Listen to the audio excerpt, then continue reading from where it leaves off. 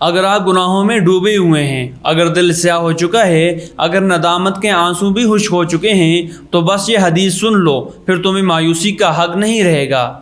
حضرت ابو سعید خدری رضی اللہ تعالیٰ عنہ سے روایت ہے کہ حضور نبی اکرم صلی اللہ علیہ وآلہ وسلم نے فرمایا، جب جنتی جنت میں داخل ہوں گے اور جہنمی جہنم میں، تو اللہ تعالیٰ فرمائے گا جس کے دل میں رائی کے دانے کے برابر ایمان ہے اس سے بھی جہنم سے نکال دو۔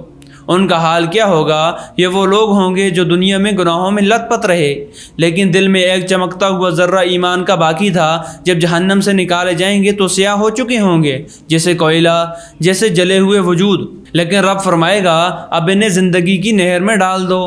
پھر کیا ہوگا؟ حضور نبی اکرم صلی اللہ علیہ وسلم فرماتے ہیں پھر وہ ندی کے کنارے اگنے والے دانے کی طرح اگیں گے، زرد مائل، پیچدار، لیکن زندہ، لیکن محفوظ، اللہ کی رحمت میں لپٹے ہوئے۔ کیا تم جانتے ہو تمہاری ایک آہ، تمہارا ایک آنسو، تمہاری ایک سچی توبہ تمہارے اندر وہی رائی کے دانے جتنا ایمان پیدا کر سکتی ہے جس کے صدقے رب تمہیں جہنم سے نکالنے کا وعدہ فرما رہا ہے۔ قرآن کریم میں اللہ رب العزت ارشاد فرماتے ہیں بے شک اللہ سب گناہ معاف فرما دیتا ہے۔